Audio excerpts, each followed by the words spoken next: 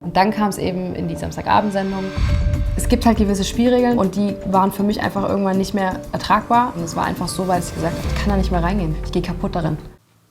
Diabetes kann jeden treffen, egal wie alt er oder sie ist. Und wir sind heute hier in Sachsenhausen in einem der renommiertesten und bekanntesten Diabeteskrankenhäuser Deutschlands. Und Dr. Jung, der wird uns heute so ein bisschen helfen und uns mal mitnehmen, was Diabetes überhaupt ist. Also ich weiß, Diabetes hat was mit dem Blutzuckerspiegel zu tun, es hat was mit Ernährung zu tun. Was ist Diabetes eigentlich ganz genau für eine Erkrankung?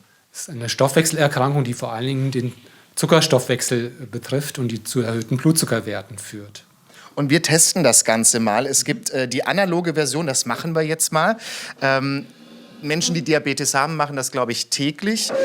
Die analoge Version, und hier sprechen wir auch gleich drüber, denn das sind jetzt quasi digitale Messgeräte, die jetzt ganz, ganz neu sind, um ja, regelmäßig quasi die Werte zu bekommen. Ich mache das jetzt mal. Also hier haben wir...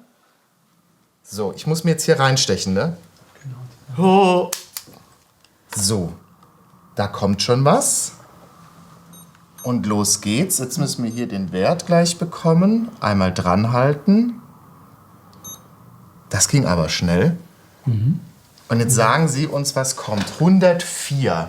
104. Was bedeutet das? Das ist ein normaler Wert, weil Sie mir ja gesagt haben, Sie haben vor ungefähr 2 Stunden gegessen, eine Brezel gegessen. Ja. Das heißt, für den Zeitraum nach dem Essen ist das ein normaler Wert.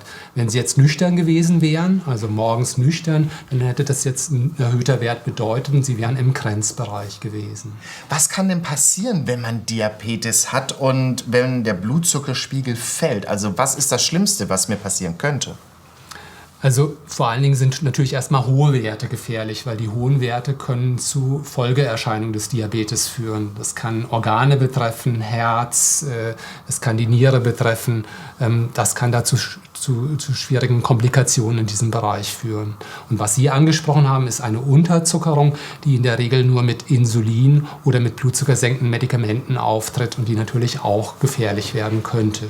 Bedeutet also, Insulin müssen sich diese Menschen dann spritzen, damit sie auch ganz normal essen können, dass da nichts passiert, dass der Blutzuckerspiegel wieder normal ist. Wie kann man das denn jetzt mit diesen digitalen Messgeräten machen? Für was sind die denn jetzt ganz genau? Also vielleicht noch mal eins, Insulin müssen nicht alle Diabetiker spritzen. Es müssen vor allen Dingen die Typ-1-Diabetiker spritzen, die einen Insulinmangel haben. Typ-2-Diabetiker, das ist der Großteil der Bevölkerung, die müssen zumindest am Anfang ihrer Erkrankung kein Insulin spritzen. Die können das über Ernährung, körperliche Aktivität und dann im Verlauf über Medikamente und erst zum Schluss über Insulin gestalten. Und was Sie jetzt angesprochen haben, das sind die sogenannten Glukosesensoren, also Zuckermesssysteme, die letztendlich im Unterhautfettgewebe den Zuckerspiegel kontinuierlich messen. Und man hat ständig einen Wert verfügbar. Das ist natürlich toll, da muss man nicht ständig nämlich seinen Finger pieksen. Herr Dr. Jung, ich sage erst mal vielen Dank, denn die Frau Jost, die ist Diabetesberaterin hier im Krankenhaus. Denn wenn man hier stationär behandelt wird, dann wird einem auch noch mal so ein bisschen geholfen, wie das Ganze dann zukünftig alleine zu Hause aussehen kann. Frau Jost, wie ist das denn? Was macht ihr denn hier, wenn ich jetzt Diabetespatient bin und Sie beraten mich? Wie sieht das Ganze aus? Wir bieten Schulungen an für jegliche Arten von Diabetes und zum Beispiel in Form von einer Buffet-Schulung zeigen wir dem Patienten, welche Lebensmittel Blutzucker erhöhen, aber auch, was für Lebensmittel weniger oft gegessen werden sollten oder worauf man doch weiter achten müsste. Vielen Dank, Frau Jost. Die Beratung gibt es übrigens nicht nur stationär, sondern auch in einer angeschlossenen Praxis ambulant. Und wenn Sie sich überhaupt mal über Diabetes informieren möchten oder testen lassen möchten, dann geht das in Apotheken oder auch bei Ihrem Hausarzt. Ich bin erst mal froh, dass bei mir alles gut gegangen ist. Ich will nicht auf einmal Pop machen und cool sein, sondern ich will machen, was ich will. Ich will Musik machen, die ich spüre und fühle.